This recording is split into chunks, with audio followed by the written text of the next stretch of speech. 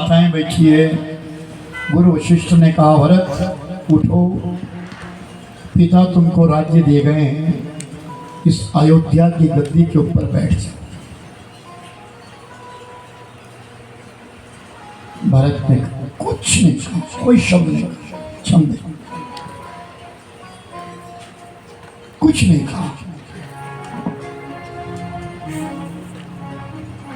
एक एक करके सुमंत बाबा ने कहा, भरत उठो, गादी स्वीकार करो। जितने भी पंच थे, परमेश्वर थे, उन सबने कहा, भरत जी आपको राज दे गए हैं, आप गादी स्वीकार करो। लेकिन भरत चुप है, कुछ नहीं कहा। सबने कहा, भरत जी ने कुछ नहीं कहा।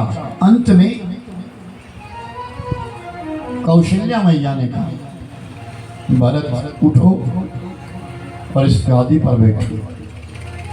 अयोध्या की गद्दी खाली नहीं रह सकती। चक्रवर्ती के चार चार पुत्र है, फिर भी ये गादी खाली है, ये शोभा नहीं दे रही। उठो और गादी के ऊपर बैठो। तब ओ सानी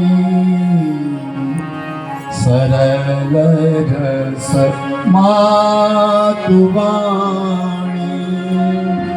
सानी सरल रस मातुवाणी, सुनि भरत व्याकुल भये, सानी सरल रस मातुवाणी, सुनि भरत व्याकुल भये, सानी सरल रस मातुवाणी,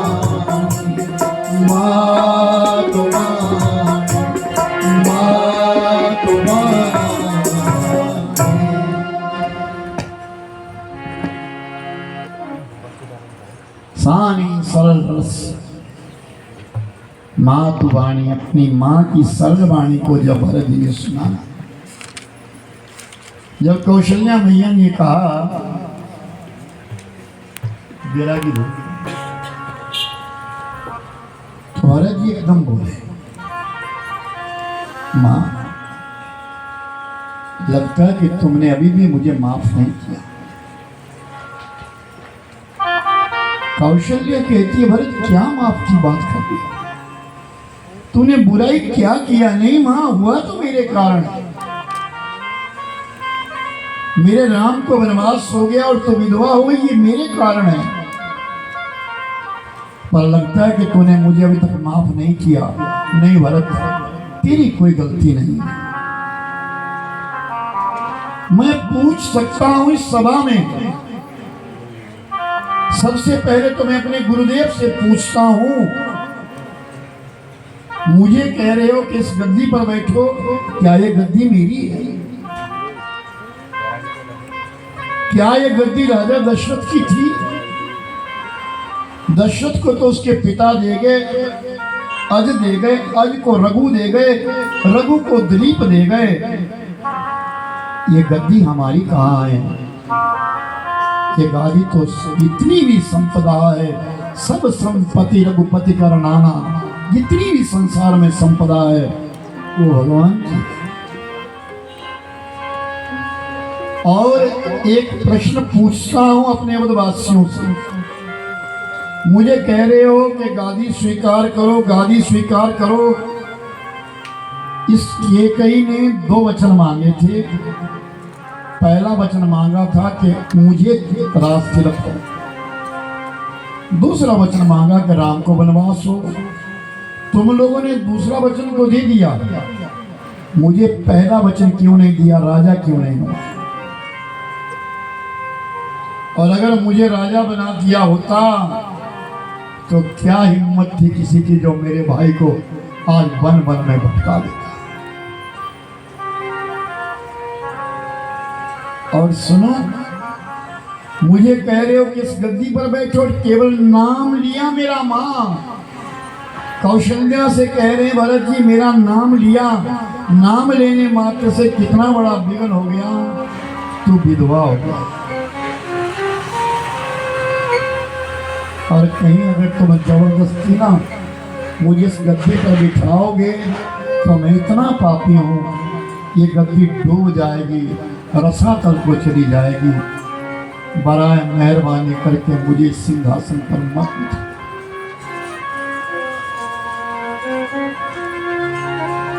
भरत जी के आगे सारा अयोध्या नतमस्तक हो गया। मैं इस गादी के योग्य नहीं हूं, मुझ में सामर्थ्य नहीं है। तो इतने में बीच में फिर कौशल्या बोली, भरत तुम क्या चाहते हो? ये गादी है, ये रघुवंश है, ये खाली नहीं रहती। तुम क्या चाहते हो? अगर मेरी इच्छा सुनना चाहते हो तो मैं ये चाहता हूं कि हम सब जाएं और चित्रकूट में अपने भाई को पहले मिलूंगा, पहले राम को मिलूंगा, उसके पश्चात जो निर्णय ले वो निर्णय मुझे मंजूर। कितना प्रेम अपने भाई के प्रति है। तो सब लोग तो खुश हुए, बड़े नाचने लगे। अच्छा है, हम तो राम से मिलेंगे, बिछड़े हुए राम से मिलेंगे, वैदेही से मिलेंगे, लक्ष्मण से मिलेंगे। लेकिन जितने बूढ़े बूढ़े लोग थे ना वो सब रोने लगे। तो भरत जी ने कहा, क्यों रो रहे हो तुम? भरत जी, हम इसलिए रो रहे हैं, हम चल नहीं सकते, चित्रकूट दूर है, हमें राम मिलेंगे नहीं, ये हमारा दुर्भाग्य है। भरत जी कहते, घबराओ नहीं, सभी को ले जाऊंगा, किसी को रथ पे बिठाऊंगा, किसी को घोड़े पे बिठाऊंगा, किसी को सेविका में बिठाऊंगा, सबको ले जाऊंगा। भरत जी की यात्रा प्रारंभ हो। अब भरत जी ने विचार किया, यहाँ से मेरे प्रभु रथ पर गए हैं, मुझे रथ पे नहीं बैठना चाहिए, मुझे पैदल चलना चाहिए। कहते हैं हमारी जीवन यात्रा में 5 विघ्न आते हैं, और भरत जी की यात्रा में भी 5 विघ्न आए। जब सब पैदल चले, विचार किया पैदल चलूंगा, माताओं को सेविकाओं में बिठाया, गुरुदेव को रथ में बिठाया है। और भरत की यात्रा जब अयोध्या से बाहर निकली तो सेविका में से कौशल्या की दृष्टि बाहर पड़ी। भरत पैदल जा रहा था। कौशल्या ने अपने कारों से कहा, रुको। भरत को बुलाया, भरत सुन, अगर तू पैदल जाएगा तो मैं भी पैदल जाऊंगा। नहीं मां, मुझे चलने दे। नहीं, बड़े कोमल पांव हैं भरत तेरे, मैं तुझे पैदल नहीं चलने दूंगी। और भरत का भी पहला नियम टूट गया, विघ्न आ गया। भरत को रथ पर बैठना पड़ा। आगे चली सवारी, आगे चली। श्रृंगवेरपुर के लोगों को पता लग गया, निषादों को पता लग गया और भिल्लों को पता लग गया भरत आ रहा है। लेकिन किसी ने कह दिया, गलत कह दिया, अफवाह फैल गई, वो चतुरांगिनी सेना लेकर के आ रहा है, चतुरांगिनी सेना। तो निषाद राज ने कहा, गजब है, वो सेना लेके आ रहा है, इसका मतलब राम को मारने के लिए आ रहा है। तो निषाद राज ने अपने सब भिल्लों से कहा, सुनो भाई, अपने बर्छे भाले तैयार कर लो, हम सबको युद्ध करना है, हम गंगा के किनारे रहने वाले हैं, इस भरत को पार जाने नहीं देंगे। और सुनो, अगर हमारी मौत हो गई ना तो हम लोगों को देवलोक मिलेगा और अप्सराएं हमारे गले के बीच में विजय माला पहनाएगी, इसलिए सब तैयार हो जाए। सबने अच्छे अच्छे बड़े बड़े अपने बर्छे तैयार कर लिए, भाले तैयार कर लिए, धनुष बाण तैयार कर लिए। और जब चलने लगे तो एक व्यक्ति को छींक आ गई। तो जब एक व्यक्ति को छींक आ गई ना तो निषाद राज ने किसी बूढ़े व्यक्ति से पूछा कि यात्रा में चलते चलते अगर छींक आ जाए तो वो शुभ है या अशुभ है?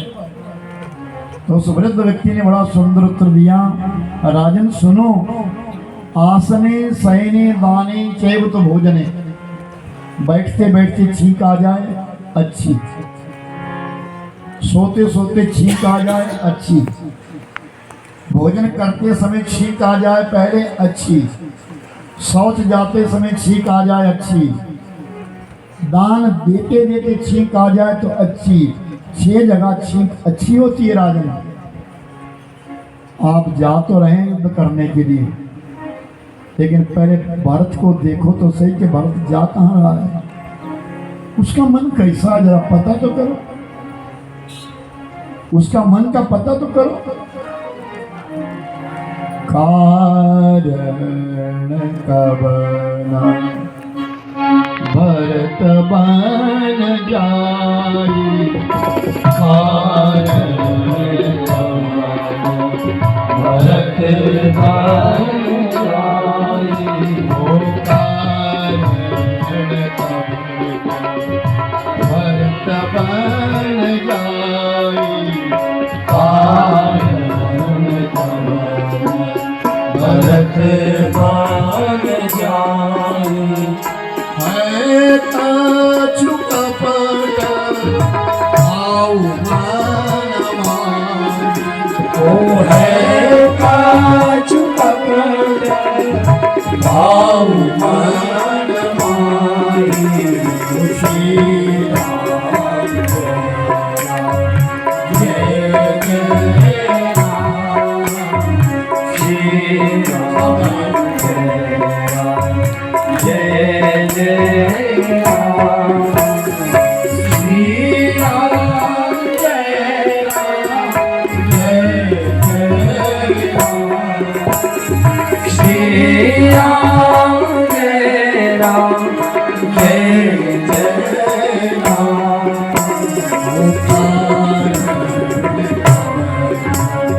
भरत बन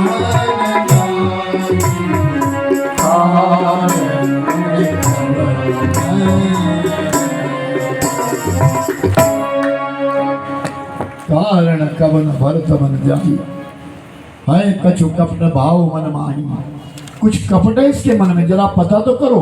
बोले पता कैसे करेगा, किसी के मन का पता कैसे लगाएं? बोले बड़ा सरल है। क्या?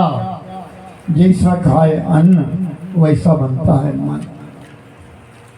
3 प्रकार की वंट तैयार करो, रजोगुणी, तमोगुणी और सतोगुणी। रजोगुणी भेंट क्या? कन्न मूल फल एक थाल में परोसो, राजा है वो। और रजोगुणी, सतोगुणी भेंट कन्न मूल फल परोसो, और रजोगुणी भेंट कुछ पशु पंखी पकड़ लो, वो रजोगुणी भेंट हुई। और तमोगुणी मछली कुछ निकालो, वो मर जाएगी, उसको तीसरी तमोगुणी भेंट है। 3 प्रकार की भेंट भरत के सामने ले जाओ। अगर वो सतोगुणी स्वीकारता है तो उसका मन सतोगुणी प्रधान है, वो तो कहीं घूमने के लिए जा रहा है। और अगर वो पशु पंखी को स्वीकारता है, रजोगुणी स्वीकारता है, तो वो शिकार खेलने के लिए जा रहा है। और अगर उसने मछली को स्वीकारा ना, तो समझ लेना कि वो राम से युद्ध करने जा रहा है। और जब निषाद राज 3 प्रकार की भेंट लेकर के गए, तो भरत जिस समय रथ पर खड़े थे, और सुमंत बाबा ने कहा, भरत यही वो निषाद है जिस निषाद ने भगवान राम से मैत्री करी है, कंठ लगाया है, गले लगाया है। इस निषाद ने, यह मछुआरा यही है जिसको भगवान राम ने अपना मित्र बना लिया। तो भरत जी उतरे नहीं, भरत जी ने छलांग लगा दी। भरत जी ने छलांग लगाई, और छलांग लगाकर जब सीधे, न रजोगुणी, न तमोगुणी, न सतोगुणी कोई भेंट स्वीकार नहीं करी, सीधे गए और जाकर के उस निषाद राज के कंठ, निषाद राज के कंठ में लगे, गले में। और जैसे निषाद राज के गले मिल गए हैं, बैठ गए। न रजोगुणी ली, न सतोगुणी, न तमोगुणी, और केवल निषाद राज से मिले। और निषाद राज ने देखा, भरत तुम मिलने जा रहे हो, हाँ तो ये कृपा क्या हमें भी दे, हमारी भी इच्छा है, हम भी राम से मिलकर आएंगे। तो जितने भिल थे, जितने गांव के लोग थे, वो भी सब तैयार हो गए। चलो, बड़ी भीड़ लग गई। और जो नौकाएं राम को सजाई गई थी, आज राम भक्तों के काम आई। सब नौका में बैठे और गंगा मैया को पार कर दिया। फिर नाना प्रकार के कंद मूल फल सब मछुआरों ने लाए।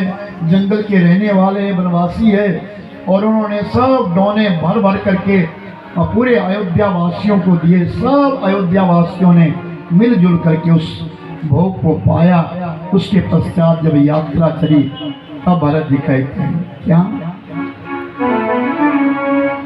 वो सिर धर जाऊं उचित अस मोरा, सिर धर जाऊं उचित अस मोरा, सिर धर जाऊं उचित अस मोरा, सिर धर जाऊं उचित अस मोरा।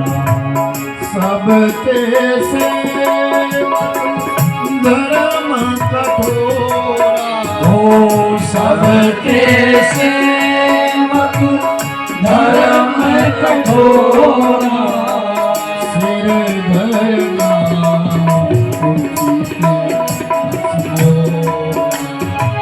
सिर धर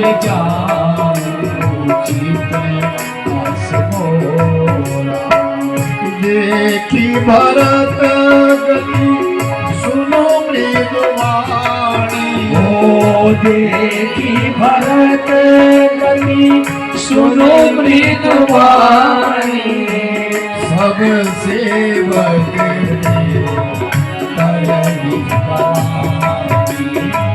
सब सेवक करनी करानी। श्री राम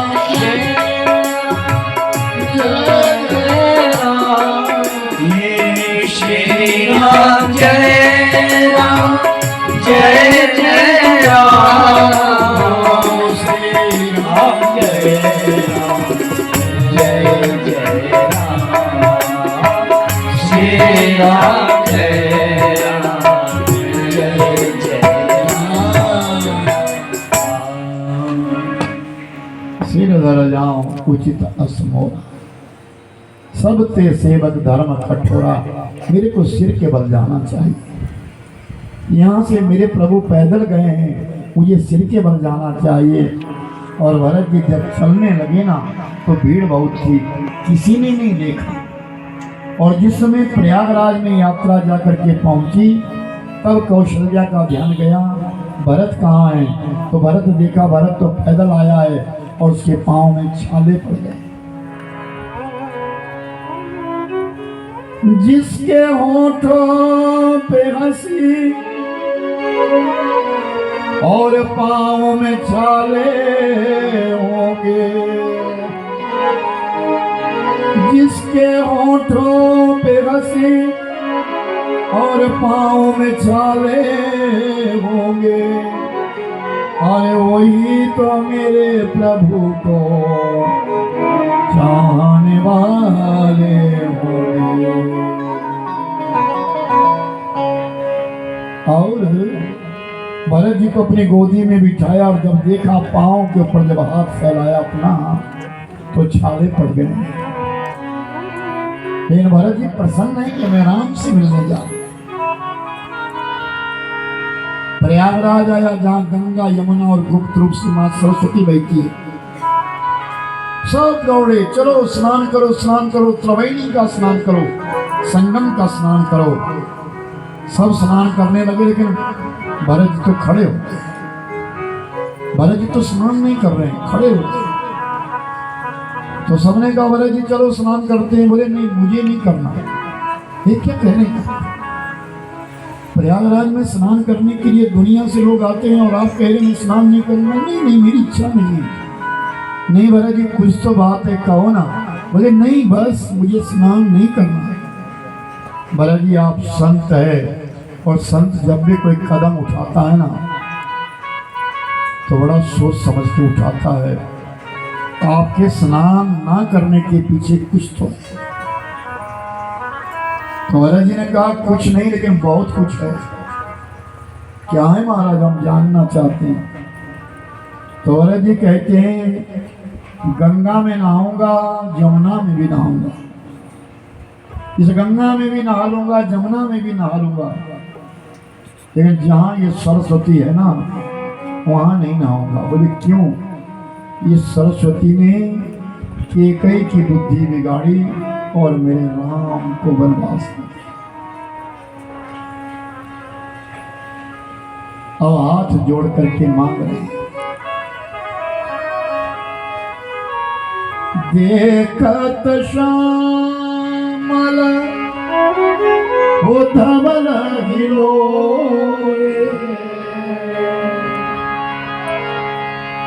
फूल का शरीर भरत करी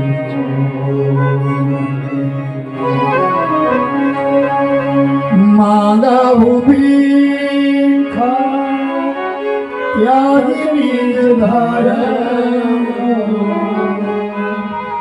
आरत करहु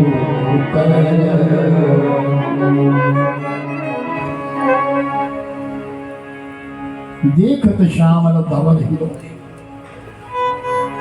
श्याम वर्ण की जमुना को देख रहे हैं, गौर वर्ण की गंगा को देख रहे हैं। यमुना के बीच में राम की छवि को निहार रहे हैं और गंगा के बीच में सीता मैया की छवि को निहार रहे हैं।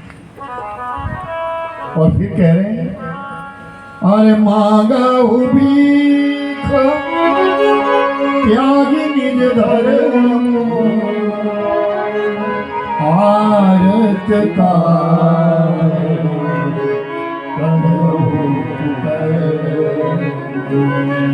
मांग, भीख मांग रहा हूं तुम्हारे पास। आरत कान करो कुकर्म, दुखिया क्या नहीं करता, मैं आरत हूं, मैं दुखी हूं। दुखिया वो करता है जिसको करना नहीं चाहिए। क्यों? मैं एक राजा हूं, राजकुमार हूं, मैं क्षत्रिय हूं। क्षत्रिय लेता नहीं है, देता है। लेकिन मैं दुखी हूं, मैं आज उल्टा काम कर रहा हूं। मांगो भीख, भीख मांग रहा हूं। मैं तो भीख देने वाला हूं, लेकिन आज मांग रहा हूं क्योंकि मैं दुखी हूं। किससे मांग रहे हैं? गंगा तू हमारे कुल की है। गंगा मैया प्रभु मेरे कुल में आए हैं, प्रभु के चरणों से तू निकली है, इसलिए तू हमारी बेटी है। बेटी से बाप मांग रहा है। बाप लेता नहीं है, बाप तो देता है। और जमुना सुन, तू सूर्य पुत्री है, हमारे वंश का नाम सूर्य वंश है, तब भी तू हमारी बेटी हुई। जमुना तू भी हमारी बेटी है, तेरे पास भी मैं भीख मांग रहा हूं क्योंकि मैं दुखी हूं। तो प्रयागराज का जो स्वामी है वो प्रयागराज खड़ा होगा, तीर्थों का राजा प्रयागराज। और प्रयागराज ने कहा भरत जी 4 पदार्थ भरे हो भंडार में, मेरे पास 4 पदार्थ है, धर्म, अर्थ, काम और मोक्ष। जो तुम्हारी इच्छा है वो, जो तुम्हारी इच्छा है वो मांगो। तो भरत जी ने कहा कि अर्थ न धर्म न काम रुचि गति न चाहूं निर्वाण। मेरे को अर्थ नहीं चाहिए, जो अर्थ अनर्थ कर दे ऐसे अर्थ का क्या हुआ। धर्म, मुझे ऐसा धर्म भी नहीं चाहिए जैसे मेरे पिता ने इस उल्टा को धर्म दे दिया, जिसके फलस्वरूप आज मेरे भाई के लिए वनवास हो गया। मुझे धर्म भी नहीं चाहिए। काम, जिस वासना के अंदर लिप्त होकर के मेरा पिता रात्रि में इस केकई के महल में गया, मुझे वो कामना भी नहीं चाहिए। और मोक्ष की तो इच्छा किसे है? तो प्रयागराज ने कहा फिर आपकी इच्छा क्या? कि जन्म जन्म रति राम पदा, जब जब भी मेरा जन्म हो इस धरती पर बारंबार मैं जाऊं, फिर जब भी आऊं राम के चरणों से मुझे प्रेम। तो प्रयागराज कहती तो भक्ति का दान है। भक्ति का दान मैं नहीं, आप जैसा संत कोई देता है। संत कृपा हो तो हमारे घर में शुभ कर्म होते हैं। किसी महापुरुष की कृपा हो जाए, किसी गुरुदेव की कृपा हो जाए, तब हमारे घर में अच्छा काम होता है, तब ये हाथ अच्छे काम की उठ जाते हैं। और उसके पश्चात भरद्वाज मुनि के आश्रम में ये तीसरा विघ्न टला। चौथा विघ्न आ गया, क्या? रिद्धियां और सिद्धियां आ गई। और देवताओं ने फिर सरस्वती को कह दिया कोई ऐसा विघ्न करो कि राम और भरत की मिलनी ना हो। तो सरस्वती ने कहा क्या कह रहे हो? सहारा दे नहीं सकते तो ठुकरा मत देना, अरे सुगंधी दे नहीं सकते तो दुर्गंध मत देना। किसी को सहारा नहीं दे सकते तो ठुकरा क्यों रहे हो?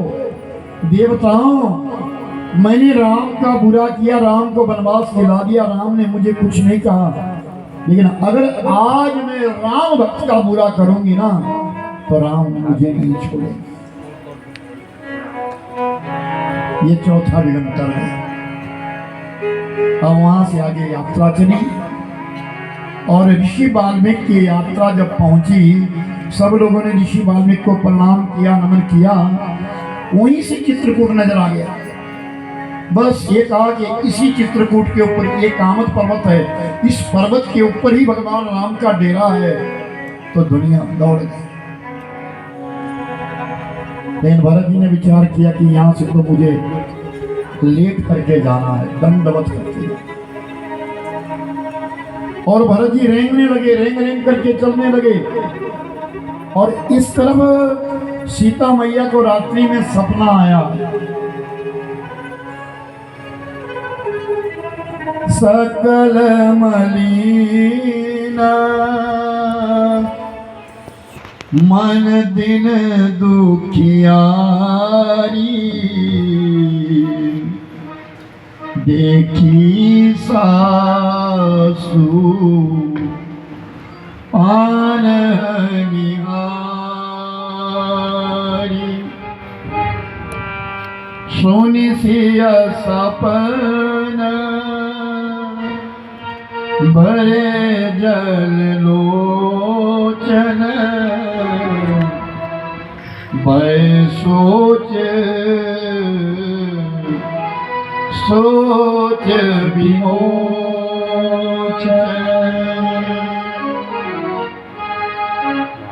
आज सीता मैया को सपना आया रात में, क्या? अपनी सासू मां को देखा है और मलिन वस्त्र पहने, अच्छे वस्त्र नहीं पहने।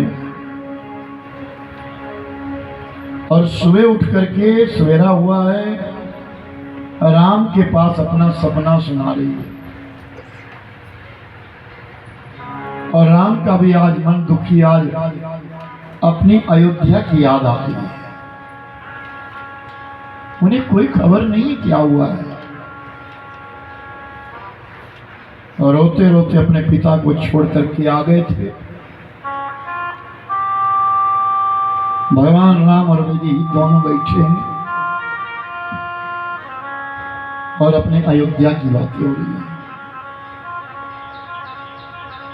लक्ष्मण को बिल्लों ने आकर के कहा, उत्तर दिशा से धूल उड़ती हुई आ रही है। लक्ष्मण को भ्रम हो गया। अयोध्या का राज पाने के पश्चात भरत नीचे चैन से नहीं बैठ रहा है, मेरे प्रभु को मारने के लिए आया है। और मैं उसे आगे नहीं जाने दूंगा। अपने तरकस से बाण निकाले और बाणों को तेज करने लगा। भगवान राम ने कहा, लखन मेरा भरत ऐसा नहीं है। नहीं भैया, राजगद्दी को पाने के पश्चात सबका मन बदल जाता है। नहीं, मेरा भरत ऐसा नहीं। और इतने में क्या देखा कि अयोध्या के लोग सामने नजर आ रहे हैं।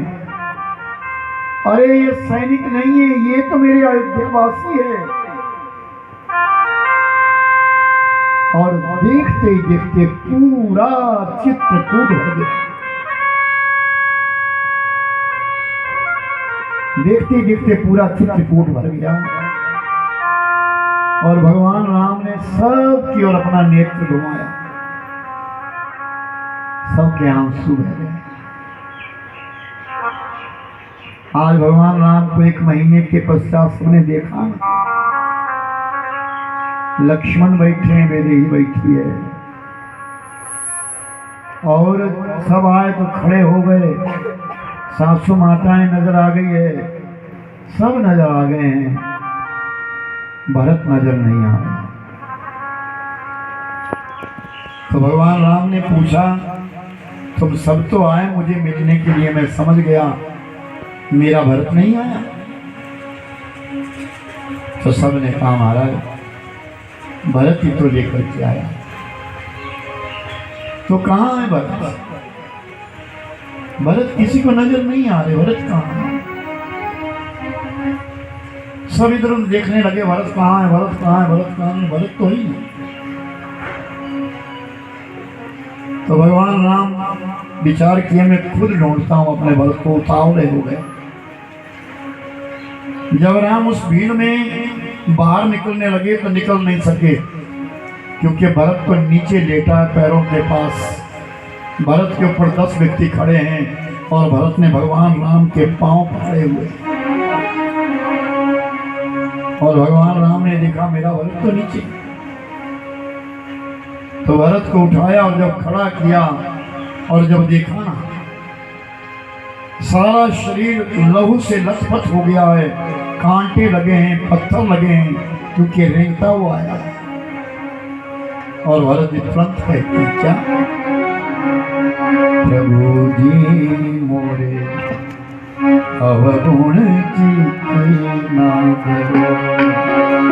प्रभु जी मोरे अवगुण चित्त ना करो। प्रभु जी मोरे अवगुण चित्त ना करो। प्रभु जी मोरे अवगुण चित्त ना करो। समदर से नाम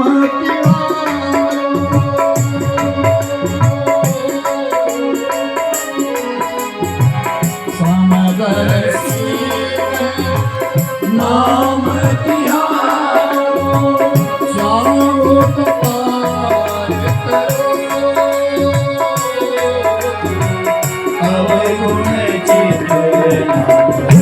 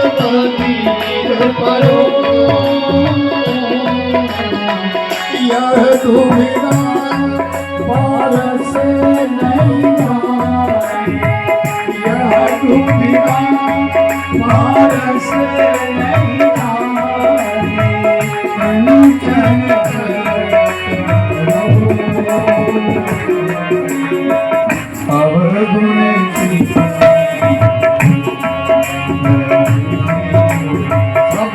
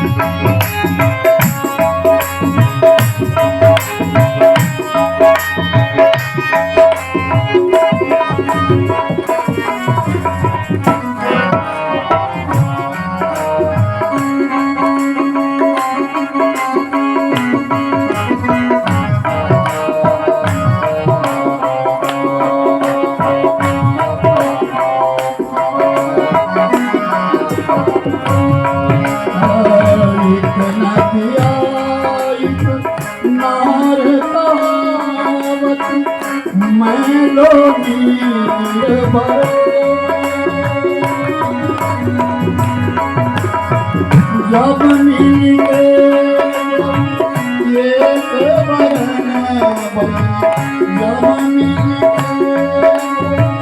ये वरन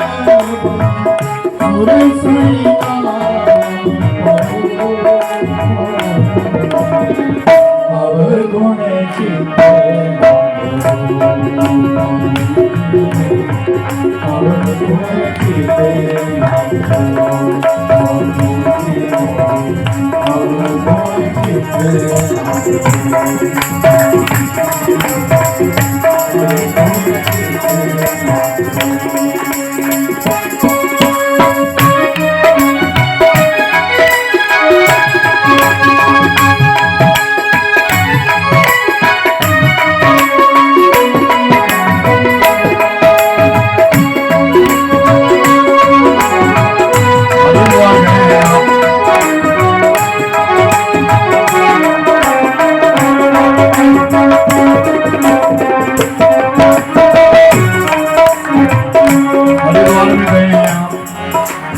हरिद्वार में हर की पौड़ी से आगे चले जाइए, बाजार से आगे एक सुखी नदी आती है खड़खड़ी के साथ। उस सुखी नदी के बीच में ना दुनिया भर का मल, दुनिया भर का मल। बरसात के मौसम में जब नदी में पानी आता है वो सारा मल वहां से नीचे आ जाता है और वो सारा मल आकर के गंगा मैया में मिल जाता है और आगे ब्रह्म कुंड है और उस ब्रह्म कुंड में हम सब स्नान करते हैं, वहां से गंगा जल आते हैं। तब कहें गंदी नाली शहर की और गंदी नाली शहर की जो पानी पिए न कोई और जाई मिले जब गंग से तो गंगो तक अब गुण चित अब गुण चित अब गुण चित नागरो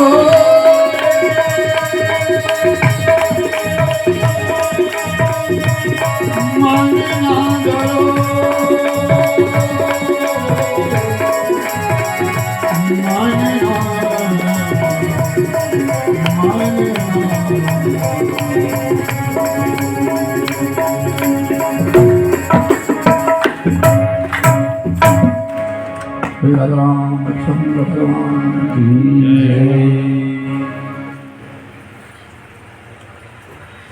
बरवसलिया उठाया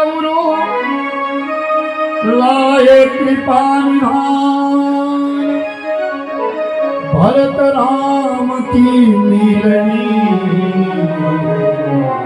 लखी बिसरे सबई आभार।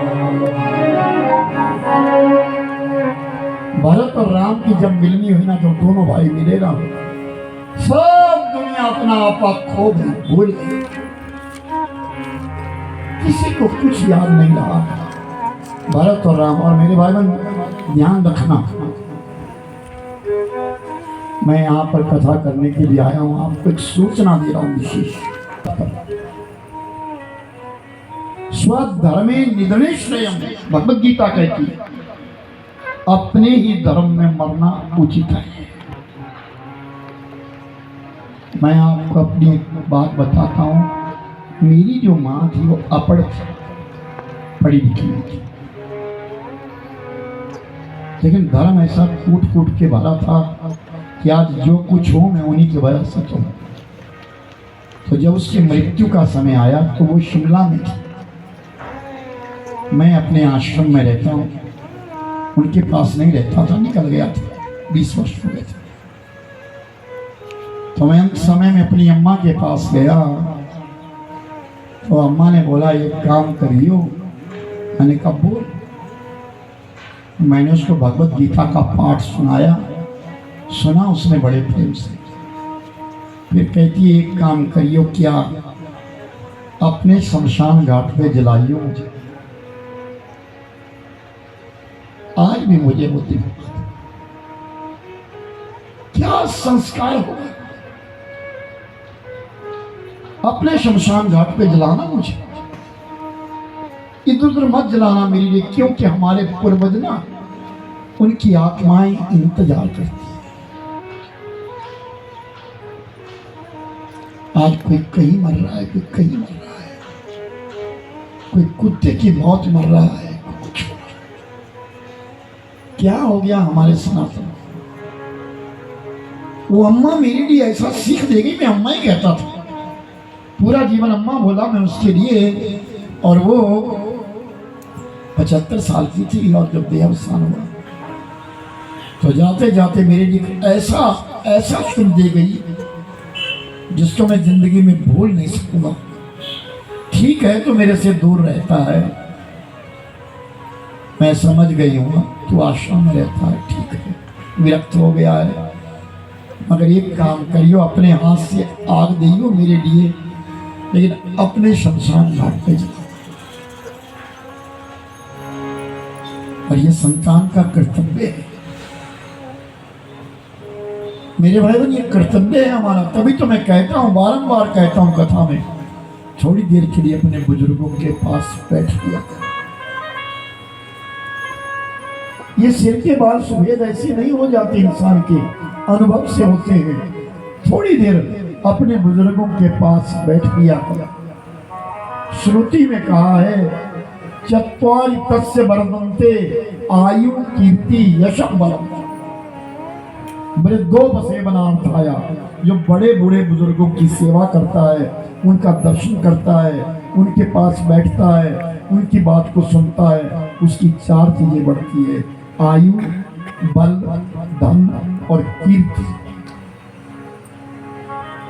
थोड़ी देर अपने बुजुर्गों के पास बैठ गया।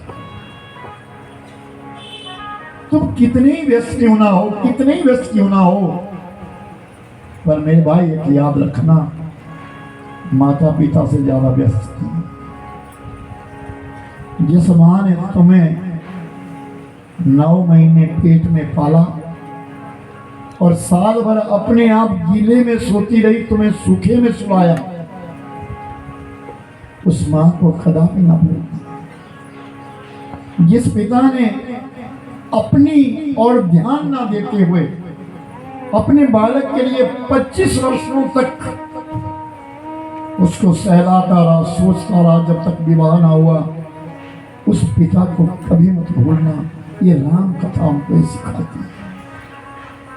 अभी कथा कह रहा हूं मैं, आखिरी दिन में तो मैं सारी कथा आधे घंटे में सुना दूंगा, गड़ करके कमेंट्री कर दूंगा, लेकिन जो तुम्हारी समझ की इच्छा है जो आपको चाहिए उपलब्धि हो मैं विस्तार पूर्वक बांट रहा हूँ, इसे आप ले।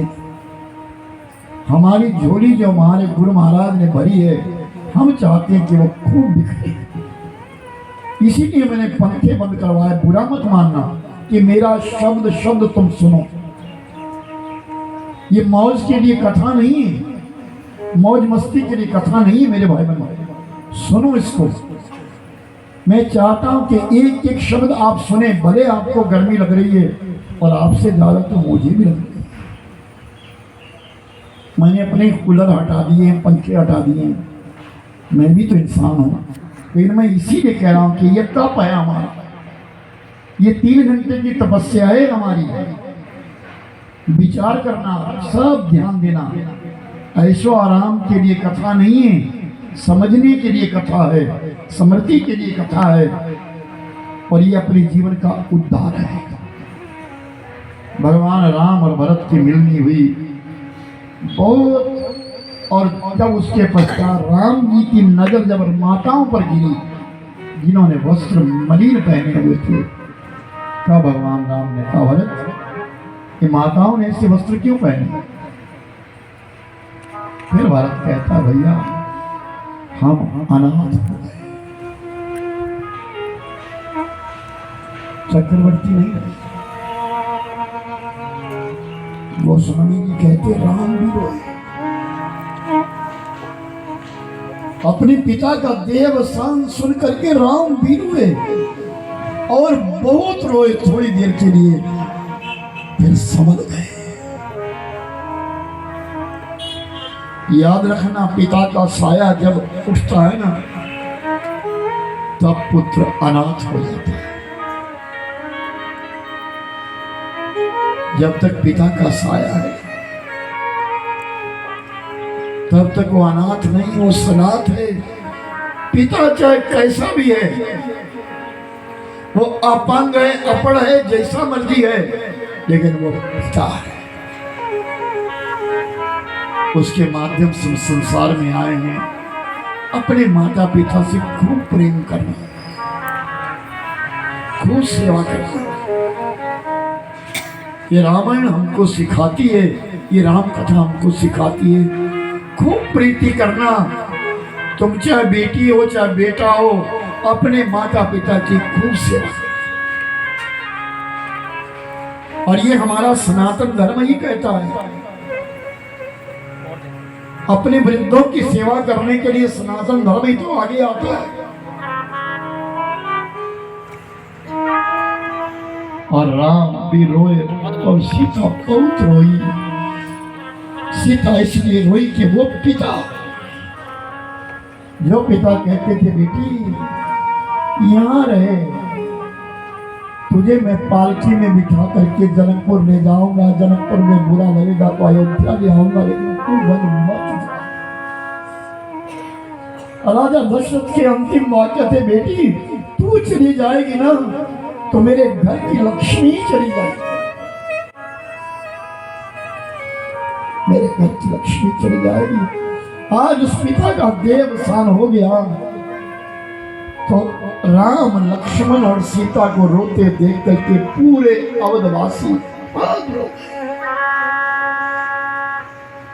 चित्रकूट में रहने वाले बिल रोने लगे। यहां तक कि पशु पंछी जो उड़ रहे थे खड़े हो गए, सबके नेत्रों से आंसू आने लगे। आज भगवान रो रहे। ये राम कथा हमारे जीवन की कथा, किसी और की कथा नहीं है, राम कथा हमारी। व्यक्ति को सुनने पर मजबूर कर देती है। वो बुजुर्ग, वो पिता जिसकी मुनैन फटी होती है, लेकिन वो अपनी संतान को ये नहीं कहता कि मेरी मुनैन फटी। अपने बच्चों को पढ़ाने के लिए नाना ने कैसे कैसे वो पैसा लेकर के आता और अपने बच्चों को पढ़ाता है। वो पिता, वो माँ जो दूसरों को देख करके अपने बच्चों को सुंदर कपड़े पहनाती। मेरी बेटी अच्छी है, मेरा बेटा अच्छा, और किसी गुप्तचर ने आकर के राम के कानों में कह दिया, प्रभु जनकपुर से राजा जनक आ रहे हैं। और राम स्तब्ध हो गए। क्या उत्तर दूंगा? अभी राजा जनक आएगा, सुनैना मां आएगी, मुझसे पूछेंगे राम इस दिल के लिए विवाह किया था, ये सीता को जंगल जंगल में भटका रहा है, मैं क्या उत्तर दूंगा?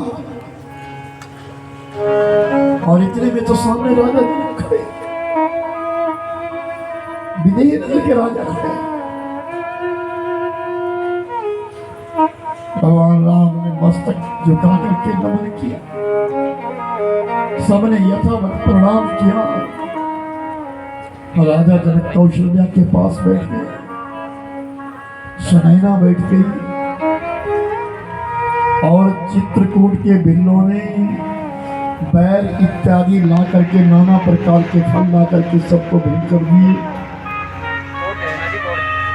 रात्रि का समय आया, अलग अलग शिविर थे, लेकिन सीता मैया मां सुनैना के पास नहीं, कौशल्या के पास बैठी है। क्यों? मेरी सुनैना मां को तो इतना दुख नहीं है, उसकी तो बेटी ही मन में है, लेकिन कौशल्या मां को तो दो दुख है, बेटा वनवास में है और पति स्वर्ग चले गए।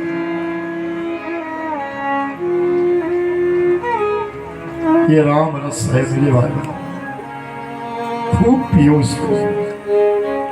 18 पुराणों से विलग कथा है राम कथा, और मैं तो अपने जीवन की सच्चाई कहूं, राम कथा जैसी दूसरी कोई कथा संसार में नहीं है। राम कथा जैसी दूसरी कथा कोई संसार में।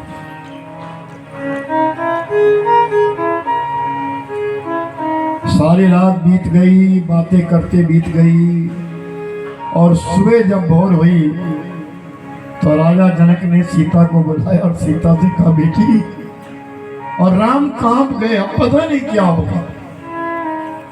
राजा जनक कहते, बेटी सीता, तूने मेरे घर की आन और शान रखी, बेटा अपने पति का साथ दे। राम ने चरणों में प्रणाम किया। राजा जनक अपने समाज के साथ लौट गए, और भरत जी कहते, भैया लौटो, चलो अयोध्या को छोड़ो। भगवान राम कहते हैं, पिता मेरे लिए 14 वर्ष वन में भेज गए, मैं जाऊंगा, मैं इसीलिए आया हूं। आप अयोध्या जाएंगे और वन में मैं नहीं, मैं जाऊंगा वन नहीं, आप अयोध्या लौटेंगे। बहुत कहा भरत ने, बहुत कहा, राम नहीं माने, भरत भी नहीं मानते। बीच में उस समय गुरु वशिष्ठ आए, और वशिष्ठ ने कहा, सुनो, आप सूर्यवंश के लोग हो, रघुवंशी लोग हो, जो पिता ने जिसको जो कार्य सौंपा है वो काम। भरत, तुमको अयोध्या लौटना होगा। तो भरत ने कहा, भैया तो एक काम करो, क्या वचन, क्या? अगर 14 वर्ष में एक भी दिन अगर ऊपर हुआ तो ये भरत जीता नहीं मिलेगा। तो राम ने कहा, तुम भी एक वचन दो मेरे लिए। क्या? इतनी दुनिया मुझे मिलने के लिए आई है, वचन दो कि जब मैं 14 वर्ष बाद लौटूं ना, ये सब होने चाहिए। अगर यमराज भी आए तो लड़ जाना, लेकिन 14 वर्ष में किसी की मौत अयोध्या में नहीं होनी चाहिए। भारत के कंधे पर कितना भार दिया। फिर भारत ने कहा, फिर एक काम करो भैया, अपनी खड़ाओं उतारो और प्रभु करी कृपा पाव दीनी प्रभु कर कृपा पावर दीनी प्रभु कर कृपा पावर दीनी सादर भरत श्रीधर ओ सादर भरत शीश धरती प्रभु कर कृपा पावरी प्रभु कर कृपा पावरी सादर भरत शीश धरती ओ सादर भरत शीश धरती श्री राम जय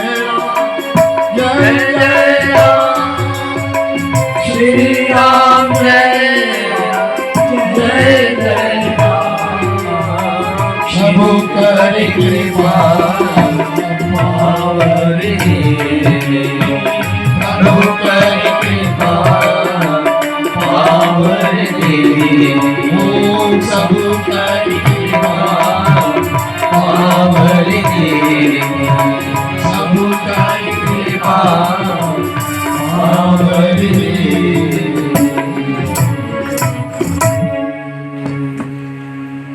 भगवान राम की खड़ाओं को लिया, अपने शीश पर रखा और अपने पूरे समाज के साथ लौट गए। अयोध्या में आए। अयोध्या के राज सिंहासन के ऊपर भगवान राम की चरण पादुका रखी, पूजा की थाली लाई और उन चरण पादुका की पूजा करी। पूजा करने के पश्चात सभा का जितना काम पड़ा था वो सारा काम किया और अयोध्या का पानी भी नहीं पिया। अयोध्या से बाहर चले गए। आगे जाकर के नंदी गांव है, नंदी गांव में पहुंचे। बड़ का दूध लाया, अपनी जटाओं में लगाया। जो वस्त्र राम जी ने पहने थे वैसे वस्त्र पहन दिए, जटाएं बना ली, धनुष बाण हाथ में ले लिया, एक गड्ढा खोदा और गड्ढे में कुशा बिछाई और बैठ। 14 वर्षों तक यहीं बैठा रहूंगा, रोज अयोध्या जाऊंगा, अयोध्या का काम देखूंगा, चरणों की पूजा करूंगा, लौट करके नंदी गांव में आ जाऊंगा और रात्रि में सोऊंगा नहीं। एक हाथ में माला है, एक हाथ में धनुष है, किस लिए? ऐसा ना हो रात्रि में कोई दानव आए या कोई प्रहारी आए और मेरे भगवान राम की अयोध्या के ऊपर कोई प्रहार कर ले, इसलिए पूरी रात भरत जी जागते रहते। दिन बीतने लगे, महीने बीतने लगे, वर्ष बीतने लगे। आज 8 वर्ष बीते थे और 8 वर्ष के पश्चात एक रात्रि की बात है।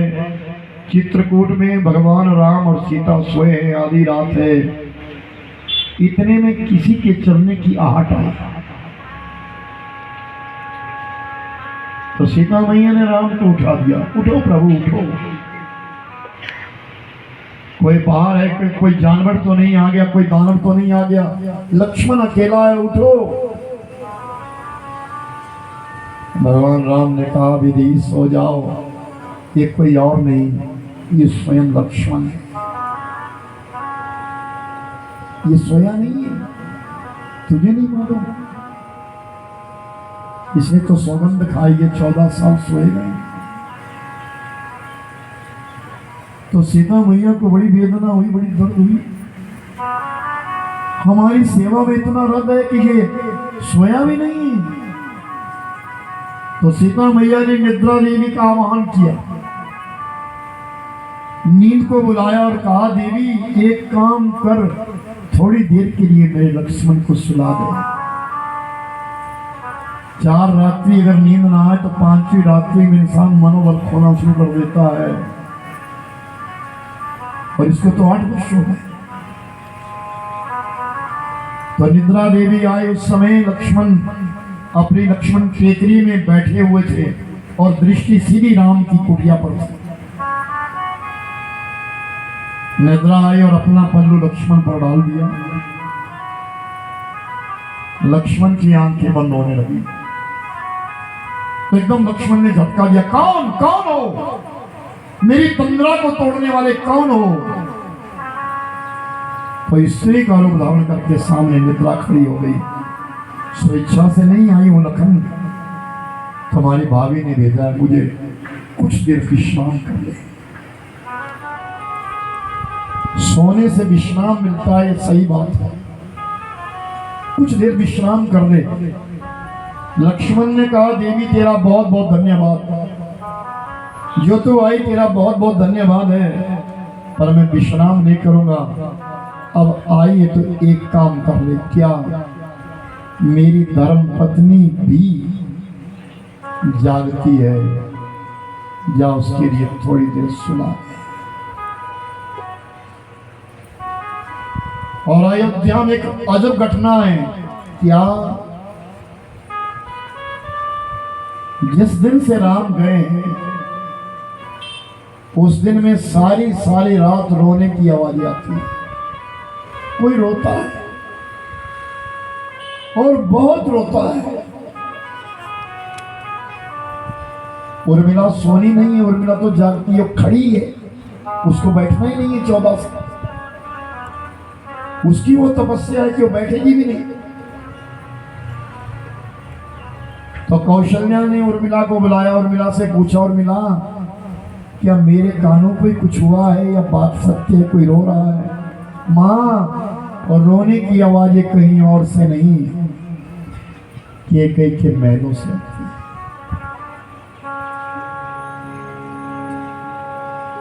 कौशल्या और उर्मिला दोनों केकई भवन में आ गए। और जिस समय केकई भवन में आए तो मेरे भाई बहन, केकई को मूर्छा आ गई है और पूरी दीवार के ऊपर धब्बे ही धब्बे, खून के धब्बे लगे हुए। तो कौशल्या ने पूछा, उर्मिला ये खून के धब्बे कैसे हैं?